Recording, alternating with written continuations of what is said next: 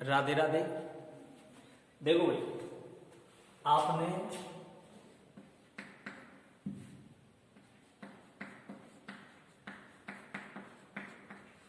Sommerfeld का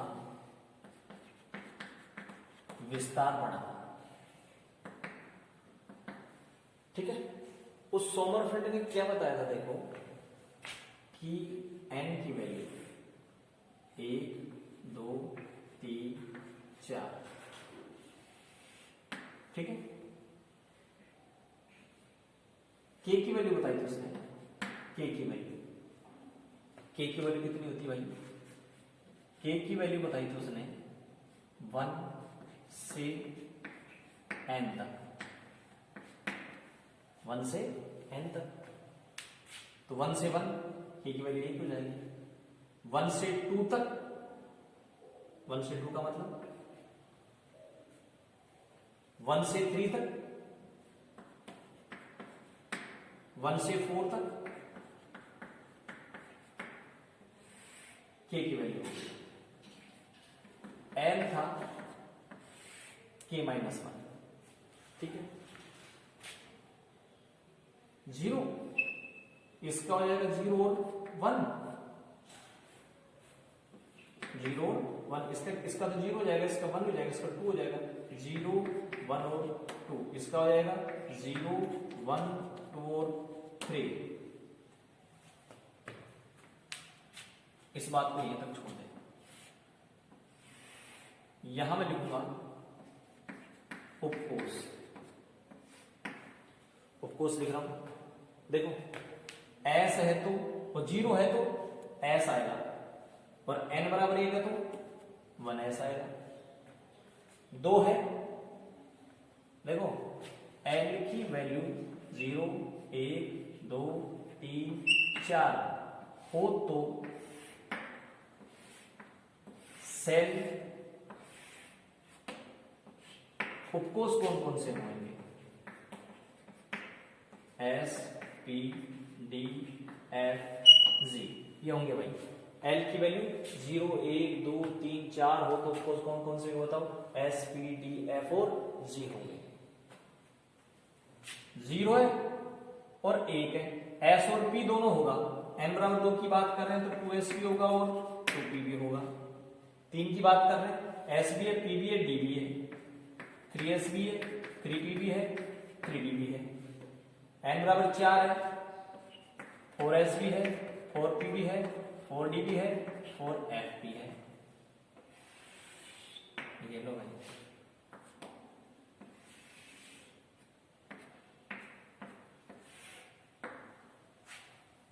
ठीक है।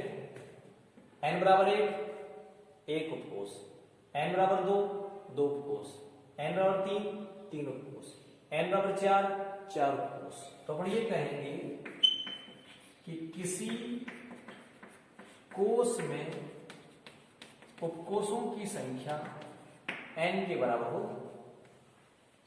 6 कोष है, मतलब छठा कोष है, उपकोष 6 होंगे। चौथा कोष है, उपकोष 4 होंगे। तीसरा उपकोष है, 3 होंगे। दूसरा है, 2 होंगे, ठीक है। ये हो गए उपकोष। 5 होते मान लो, 5वां कोष n बराबर 5, तो उपकोष 5 ही होंगे। कौन कौन से, 5s 5p 5d और 5s। ये आपके पास हो गया था सोमरफेल्ड का मॉडल। अभी सोमरफेल्ड में भी एक चीज बताऊं आपको मैं,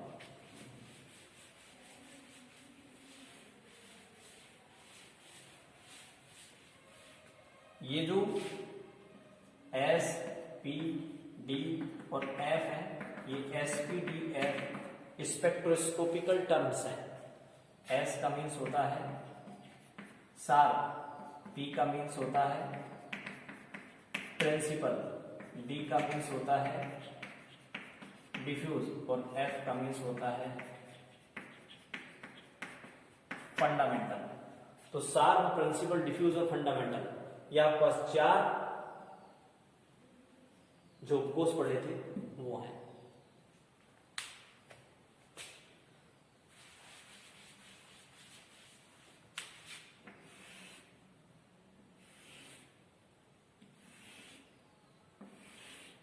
बोर की बात माने तो ये n बराबर 1, n बराबर 2, n बराबर 3, n बराबर 4। सोमरफेल्ड की बात करें तो सोमरफेल्ड कह रहा है n बराबर 1 में एक ही होता है 1s। मैं बता रहा हूं किसकी, सोमरफेल्ड n बराबर 2 में दो सब सेल होंगे, n बराबर 2 में दो सब सेल होंगे, और वो दो सब सेल कौन कौन से होंगे भाई? सब सेल कौन कौन से होंगे?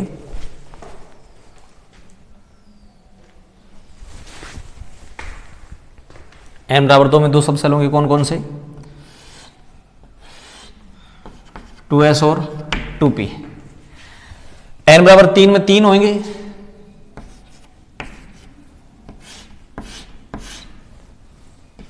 Three S, 3p, 3d। n बराबर 4 में 4 होंगे, 4s, 4p, 4d और 4f। तो ये n बराबर 1 था, ये n बराबर 2 है, ये n बराबर 3 है, ये n बराबर 4 है। n बराबर 2 से जब n बराबर 1 में आएगा तो बोर की बात माने तो एक ही लाइन आ रही है।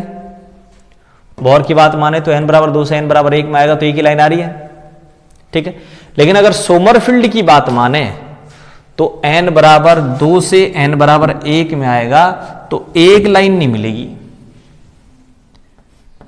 एक लाइन, दो लाइन, 3 लाइन मिलेंगी। तो बताओ नंबर ऑफ लाइन बढ़ गई कि नहीं? अपन यही पढ़ रहे थे कि बोर की लिमिटेशन ये थी कि एक लाइन नहीं, वो कई लाइनों का ग्रुप थी, बोर नहीं समझा सका। एक लाइन कई लाइनों का ग्रुप थी, बोर नहीं समझा सका। सोमरफेल्ड आराम से समझा रहा है, ठीक है भाई। तो स्पेक्ट्रम की व्याख्या सोमरफेल्ड कर रहा है, लेकिन इसकी भी कुछ लिमिटेशन आ गई, इसकी भी कुछ लिमिटेशन आ गई। क्या लिमिटेशन आ गई सोमरफेल्ड की? कि स्पेक्ट्रम की व्याख्या फिर भी ये नहीं कर सका, स्पेक्ट्रमी व्यवहार की व्याख्या फिर भी नहीं कर सका सोमरफेल्ड। ये सोमरफेल्ड की लिमिटेशन है भाई।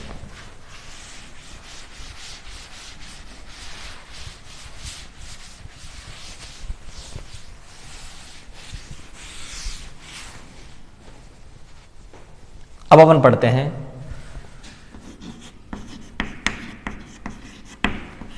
क्वांटम यांत्रिकी।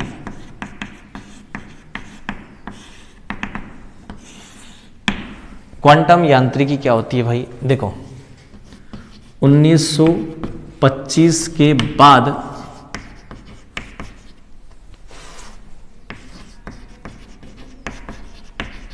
Quantum mechanism I. 1925 से पहले क्लासिकल मैकेनिज्म चलती थी। इस क्लासिकल मैकेनिज्म में आप क्या पढ़ते हैं भाई? कि इलेक्ट्रॉन नाभिक के चारों तरफ चक्कर लगाता है।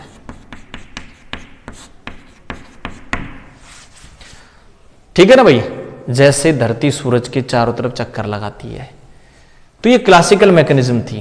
तो क्लासिकल मैकेनिज्म 1925 से पहले क्या चलती थी कि इलेक्ट्रॉन नाभिक के चारों तरफ चक्कर लगाता है। आपने रदरफोर्ड देख लिया, बोर देख लिया, सोमरफेल्ड देख लिया, सारे के सारे क्या कह रहे हैं भाई कि इलेक्ट्रॉन नाभिक के चारों तरफ चक्कर लगाता है।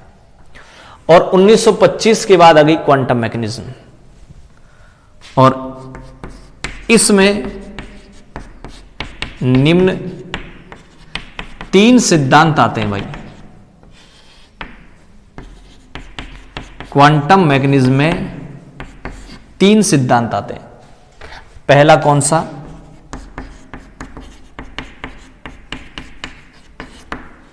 डी ब्रोगली का सिद्धांत। दूसरा कौन सा?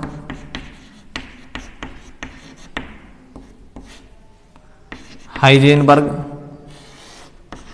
का, अभी तो मैं सिद्धांत लिख दूँ, पूरा नाम बाद में लिख देंगे, क्या सिद्धांत आएगा। और तीसरी आएगी आपके पास श्रोडिंगर की तरंग समीकरण। तो ये 25 के बाद जो क्वांटम मैकेनिक्स है या क्वांटम मैकेनिज्म है उसमें डी ब्रोगली आएगा, हाइजेनबर्ग आएगा और श्रोडिंगर का तरंग सिद्धांत आएगा भाई। ठीक है,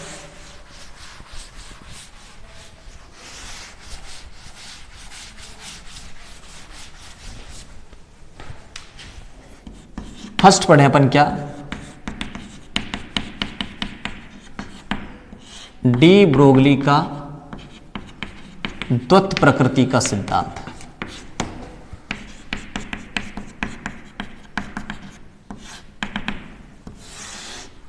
देखो भाई, वीडियो देखे चल रही है नहीं भाई बार,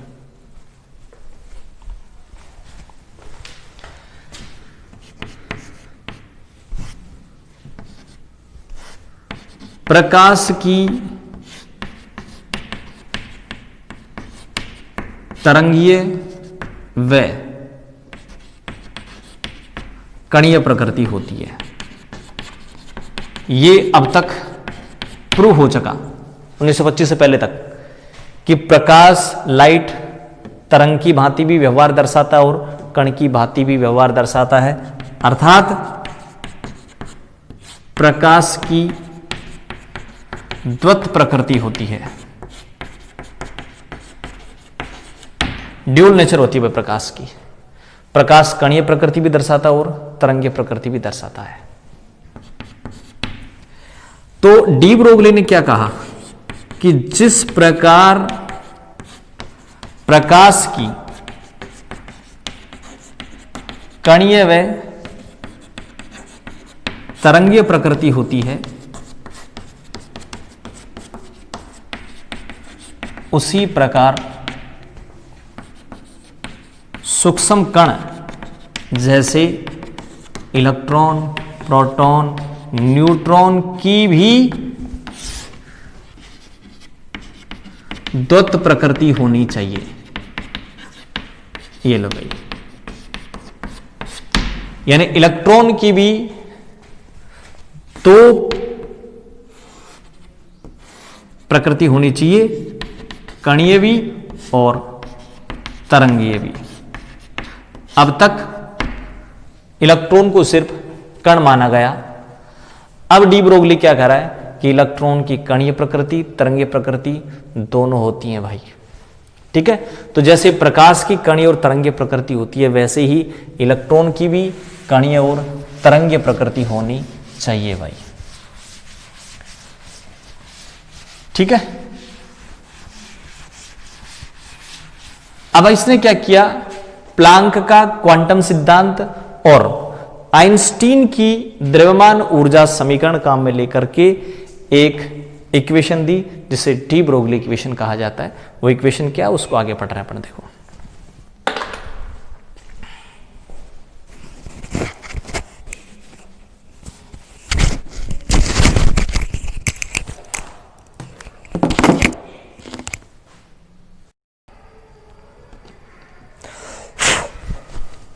देखो भाई,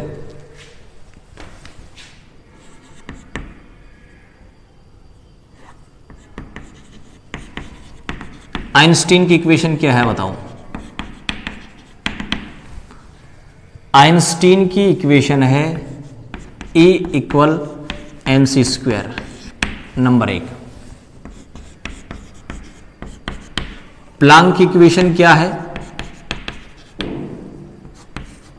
E इक्वल एच न्यू। तो मैं क्या करता हूं, इक्वेशन 1 और इक्वेशन 2 को ले लूं, दोनों एनर्जी निकालने की इक्वेशन है, दोनों को ले लिया तो क्या हो गया बताओ, H new equal mc square, H new equal mc square. ये न्यू क्या होता है भाई, न्यू होता है c अपॉन लैम्डा। ठीक है, तो इस न्यू की जगह में c अपॉन लैम्डा रख दूं, क्या हो जाएगी equation, H C upon lambda equal MC square बटा 1।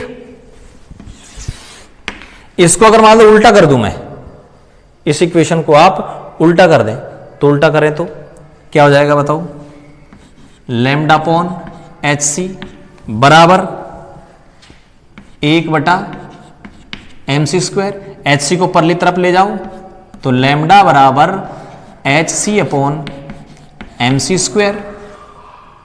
क्या हो जाएगा भाई, 1 C से C कट जाएगा तो लैम्डा बराबर क्या आ जाएगा बताओ, H अपॉन MC आ जाएगा।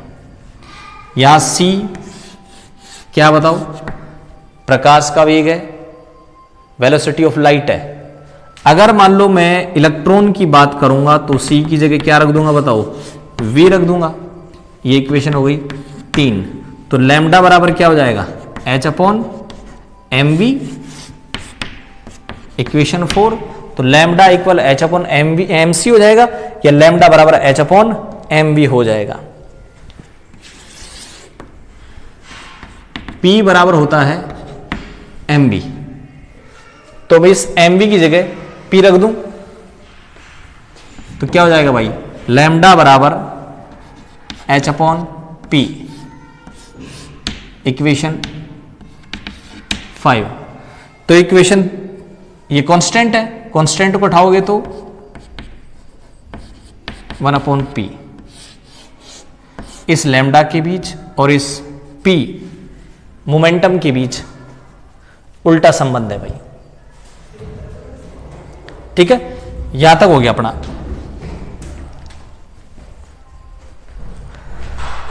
तुम भी यार मजे ले रहे हो। नहीं सर, पकौड़ी खाने में। आइंस्टीन की इक्वेशन काम मिली। आइंस्टीन की इक्वेशन क्या है, E इक्वल MC स्क्वायर। ठीक है ना भाई। प्लांक का रूल अपन ने पढ़ा था। प्लांक पता क्या कहता है कि एनर्जी का एब्जॉर्प्शन और एमिशन कंटिन्यू नहीं होता, बंडल के रूप में होता है, पैकेट के रूप में। एक पैकेट, दूसरा पैकेट, तीसरा पैकेट। कौन बता रहा है ये, प्लांक बता रहा है। और उस पैकेट की एनर्जी होती है E बराबर hν। और आइंस्टीन क्या बता रहा है, E बराबर है। दो इक्वेशन हो गई, एक तो हो गई E equal MC square, Einstein ने दी थी, और प्लांक ने दी थी कौन सी, E इक्वल hν। दोनों ही एनर्जी निकालने की है, तो दोनों बराबर है। मैंने दोनों को बराबर कर दिया, देखो hν इक्वल MC स्क्वायर। ठीक है, और न्यू इक्वल क्या होता है, C अपॉन लैम्डा। ये न्यू फ्रीक्वेंसी है, फ्रीक्वेंसी, और फ्रीक्वेंसी न्यू इक्वल क्या होता है बताओ, C अपॉन लैम्डा होता है भाई। तो इस न्यू की जगह क्या लग दूं मैं, C अपॉन लैम्डा। ठीक है, अब मैं क्या करूं, इस समीकरण पूरी को उल्टा कर दूं। पूरी को उल्टा कर दिया, पूरी को उल्टा कर दिया तो फिर HC को परली तरफ ले जाऊं। Cross multiplication.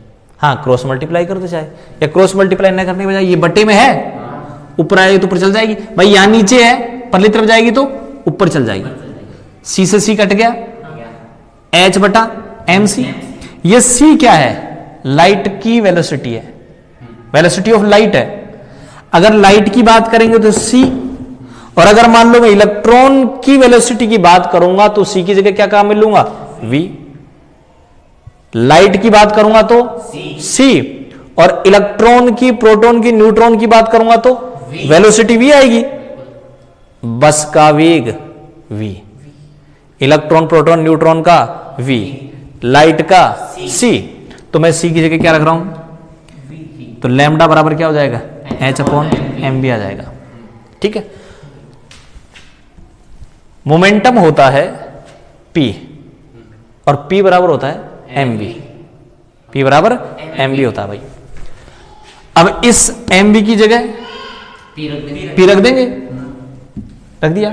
ये जो H है ये कांस्टेंट है, कांस्टेंट अगर आप हटाओगे तो यहां पर प्रोपोर्शनल का सिंबल लगा दोगे, और प्रोपोर्शनल हटाओगे तो कांस्टेंट लगा दोगे, कांस्टेंट लगा दोगे। कांस्टेंट हटाया, ये सिंबल आ गया, और इसको हटाया तो कांस्टेंट आ गया। इक्वेशन 3, इक्वेशन 4 और इक्वेशन 5। इक्वेशन 3, इक्वेशन 4 और इक्वेशन 5, ये तीनों की तीनों कहलाती है भाई डी ब्रोगली वेव इक्वेशन। ये लो, क्या कहलाती है बताओ? De Broglie wave equation. तो डी ब्रोगली वेव इक्वेशन कौन सी है भाई? Lambda equal h upon M v, lambda equal h upon M v और lambda equal h upon p. ये तीनों की तीनों क्या है बताओ? डी ब्रोगली वेव इक्वेशन है। तो डी ब्रोगली ने अपनी जो वेव इक्वेशन दी थी वो किसके आधार पे दी थी? आइंस्टीन इक्वेशन काम में लेकर और प्लैंक इक्वेशन काम में लेकर। दोनों इक्वेशन आप याद करो, दोनों बराबर कर दो, लैम्डा की वैल्यू आ जाएगी। ठीक है, और लैम्डा की वैल्यू उसने निकाली थी कई। तो देखो इस डी ब्रोगली वेव इक्वेशन पर न्यूमेरिकल बनते हैं बहुत सारे भाई। पहला न्यूमेरिकल तो ये हो गया लैम्डा बराबर H upon m c, lambda बराबर H upon m b, lambda बराबर एच अपॉन पी। तीन हो गए। एक यहां भी तो बन जाएगा भाई, लैम्डा को इधर ले आओ, इसको इधर ले जाओ, तो लैम्डा बराबर सी अपॉन न्यू, न्यू बोलते हैं इसका न्यू। तो लैम्डा निकालने के कितने फार्मूले हो गए? 1 2 3 4। ठीक है,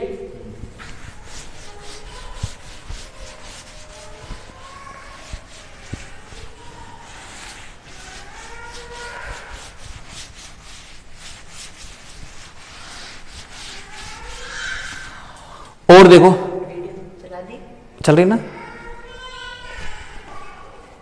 चल रही है ना, चल रही हो है ना। अब देखो,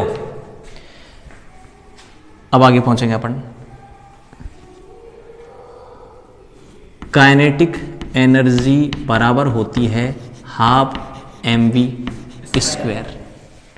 डी ब्रोगली की तरंग समीकरण आ गई भाई, डी ब्रोगली की तरंग समीकरण या वेव इक्वेशन। काइनेटिक एनर्जी का फार्मूला क्या होता है? Half M V square. V square अगर मान लो मैं निकालूं तो वी स्क्वायर बराबर या 2 गुणे में आ जाएगा 2 इंटू काइनेटिक एनर्जी गतिज ऊर्जा, और एम आ जाएगा बटे में आ जाएगा ना ये। और अगर मैं सिंपल वी निकालूं तो under root 2 into kinetic energy upon M. सही है, ये वी निकाल लिया मैंने। अभी थोड़ी देर पहले आपने देखा था लैम्डा बराबर D Broglie wave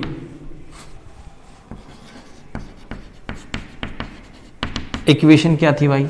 D Broglie की तरंग समीकरण क्या थी बताओ? लैम्डा बराबर H upon M V. V की जगह ये वैल्यू पुटअप कर दो, सही है कि नहीं?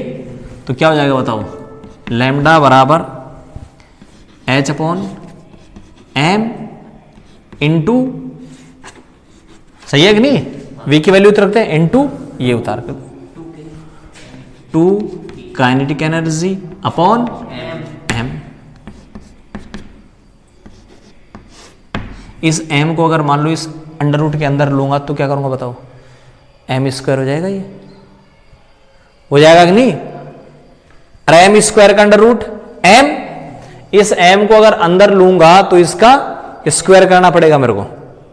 तो अब क्या हो जाएगा? ये अंदर ले लिया तो बोलो 2 kinetic energy into M square upon M. M से एम कट जाएगा, लैम्डा बराबर H upon 2 kinetic energy into M.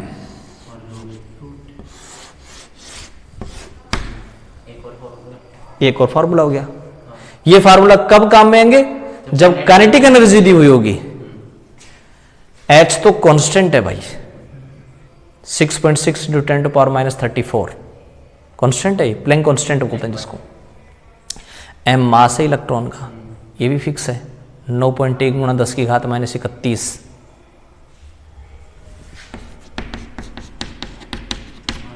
Kilogram में। किसका? इलेक्ट्रॉन का।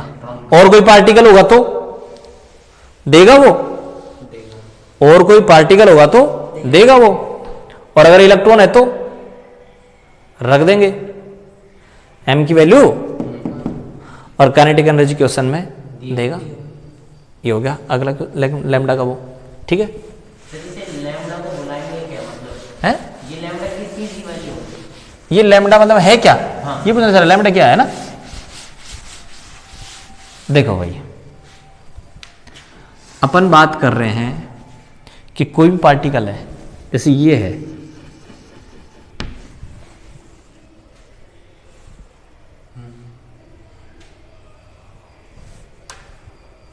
सीधा गया ना, तो ये पार्टिकल है। क्या है ये? पार्टिकल। लाइट की बात करें तो लाइट देखो यहां जल रहा है, सीधी थोड़ी गई, यहां भी गई तो मुड़ गई ना। कैसे मुड़ी पता है? ये लो, इसका मतलब ये जो लाइट है ना, ये लाइट वेव है। ऐसे था घूमगी हाँ। तो वेव। तो ये जो लाइट है ना, ये लाइट वेव की भांति भी होती है और पार्टिकल में, दोनों नेचर रखती है। दोनों नेचर रखती है लाइट। कौन कौन सी? वेव भी और पार्टिकल भी। वेव भी और पार्टिकल भी। अब अगर मान लो पार्टिकल है तो कोई दिक्कत ही नहीं, जैसे ये पार्टिकल है, इसकी तो आप जानते ये गया। और अगर मान लो ये वेव होती तो क्या करते अपन? ऐसे जाता ना ये, है ना। ये ऊपर गया, इसको बोला जाता है क्रेस्ट। और जब ये नीचे आएगी, जब इसको बोला जाएगा ट्रफ। ये क्रेस्ट, ये ट्रफ, ठीक है। दो क्रेस्ट के बीच की दूरी लैम्डा होगी, दो ट्रफ के बीच की दूरी लैम्डा होगी। और लैम्डा को बोला जाता है भाई वेवलेंथ या तरंग दैर्ध्य। तो तरंग दैर्ध्य या वेवलेंथ क्या होती है बताओ? दो क्रेस्ट के बीच की दूरी या दो ट्रफ के बीच की दूरी। क्रेस्ट या ट्रफ के बीच की जो दूरी है ना, वो होती है लैम्डा। तो लैम्डा की तो बात ही अपन जब करेंगे जब आप वेव मानेंगे उसको। क्या मानेंगे? वेव। इलेक्ट्रॉन को इससे पहले आप क्या मान रहे थे? एक पार्टिकल मान रहे थे भाई, कि इलेक्ट्रॉन एक पार्टिकल है जो न्यूक्लियस के चारों तरफ चक्कर लगाता है। और क्या पढ़ा था? न्यूक्लियस में न्यूट्रॉन और प्रोटॉन पाए जाते हैं। तो क्या माना जा रहा है इनको? पार्टिकल माना जा रहा था। क्या माना जा रहा था? पार्टिकल। कब तक? 1925 से पहले तक। 1925 से पहले तक इलेक्ट्रॉन को क्या माना जाता था? एक पार्टिकल माना जाता था। 1925 के बाद में आ गया डी ब्रोगली, और डी ब्रोगली ने क्या कह दिया कि ये जो इलेक्ट्रॉन है, ये इलेक्ट्रॉन पार्टिकल भी है और वेव की तरह भी काम करता है। अब वेव की तरह अगर ये काम करता है तो इसका लैम्डा कैसे निकाला जाए भाई? वो फॉर्मूले बता अभी फॉर्मूले बता दिए किसने? डी ब्रोगली ने। कौन कौन से फॉर्मूले बता दिए थे डी ब्रोगली ने भाई? कि अगर इलेक्ट्रॉन वेव हो तो आप उसका लैम्डा या उससे संबंधित जो लैम्डा है वो कैसे निकालेंगे? एक कहा था उसने लैम्डा बराबर H upon M v, lambda बराबर H upon m c, lambda बराबर एच अपॉन पी, और एक अभी आ गया लैम्डा बराबर H upon under root 2m into kinetic energy.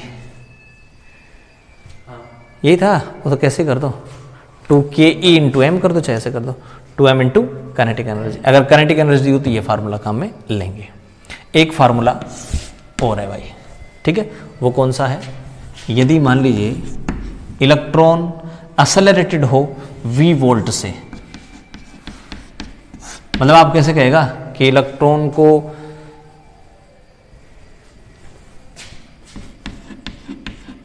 इतने वोल्ट से एक्सेलरेटेड किया गया, ठीक है ना, इतने वोल्ट से एक्सेलरेटेड किया गया, तो उससे संबंधित लैम्डा क्या होगी? तो उसका निकालने का तरीका है लैम्डा बराबर 12.25 अपॉन अंडर रूट वी। ये वोल्टेज आ जाएगा यहां पर, इतने वोल्टेज से अंडर रूट वी की जगह रख दो, ठीक है। क्या गया?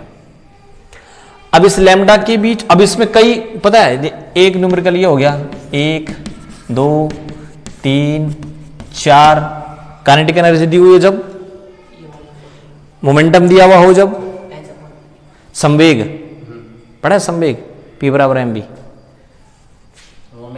मोमेंटम तो पढ़ा है। हाँ। क्या होता है मोमेंटम? सर जब कोई ऑब्जेक्ट जिसका मास है और वो किसी एक वेलोसिटी से आगे जाता है तो मतलब ये तो हाँ ये तो मोमेंटम, वही। ठीक है। तो इसको मोमेंटम बोल दो, या फिर इसको क्या बोला जाता है, संवेग बोला जाता है भाई। मोमेंटम बोल दो, संवेग बोल दो, P/V। तो अगर मोमेंटम दिया हुआ हो तो ये वाला फार्मूला लगा देंगे, लाइट की वेलोसिटी वाला ये हो जाएगा, उसका वेलोसिटी दी हुई हो इलेक्ट्रॉन प्रोटॉन न्यूट्रॉन, तो ये वाला काम मिलेंगे। और वो कहा कि v वोल्ट से एक्सेलरेटेड किया गया तो 12.25 अपन √v काम मिलेंगे। अब वो क्या करता है, कई बार क्या करता है वो भी पूछता है, रेशो, रेशो वाला कौन सा होगा भाई, लैम्डा के बीच p के बीच कौन सा संबंध है, उल्टा है, उल्टा है तो λ1/λ2 बराबर P2/P बनाएगा। बोलो सही है कि नहीं? न्यूमेरिकल करवाऊंगा इससे, देखना आप, ये सारे के सारे न्यूमेरिकल करवाऊंगा जब देखेंगे अपन, ठीक है। लैम्डा के बीच √v के बीच उल्टा है, उल्टा है, तो क्या आ जाएगा, λ1/λ2 बराबर v2/v1 का √। बोलो सही है कि नहीं? ऐसा कहेगा 1000 से और 100 से त्वरित किया गया, 1000 नीचे 100 ऊपर, λ1 और λ2 का रेशो निकाल लेना, बट देगा। तो आपके पास फार्मूले भैया 1 2 3 4 5 6 और ये 7, और 8वां आप वो भी निकाल सकते हो, कौन सा, न्यू इक्वल c/λ था ना, लैम्डा को इधर ले आओ, क्या आ जाएगा बताओ, लैम्डा इक्वल c/ν, सही है। और देखो एक और हो सकता है, इधर आ जाओ, एनर्जी निकालने का फार्मूला भी आपने पढ़ा, E बराबर h न्यू, न्यू की जगह तो E बराबर क्या हो जाएगा, लैम्डा को इधर ले जाओ, लैम्डा बराबर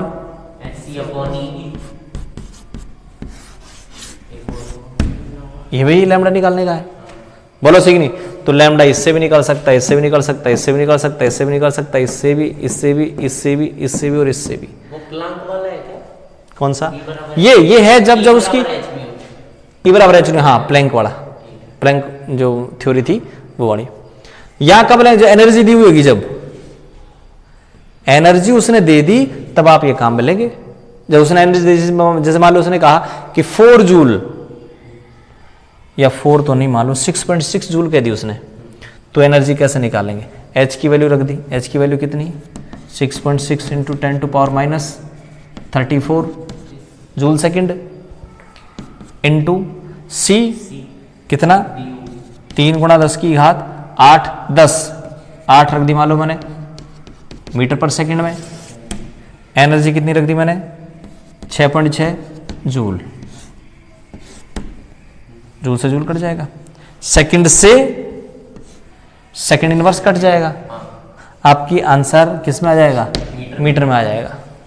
लैम्डा किस में आ जाएगा, मीटर में आ जाएगा। और लैम्डा मीटर में ही होता है भाई, कैसे, क्या होता है लैम्डा, बीच की दूरी तो होता है, बीच की दूरी तो होता है लैम्डा, ठीक है ना। तो ये हो गया अपने पास डी ब्रोगली की वेव इक्वेशन और इसके सारे सारे ये फार्मूले भाई, इसके न्यूमेरिकल अपन बात हैं, हाँ लैम्डा निकालने के सारे के सारे, ठीक है। अलग अलग जगह पर अलग अलग फॉर्मूला काम आ जाएगा, ठीक है ना। ये उसमें जो तुम्हारी बुक्स है उसमें न्यूमेरिकल देखना तुम, ठीक है। ये अपना हो गया भाई कौन सा, डी ब्रोगली वेव इक्वेशन।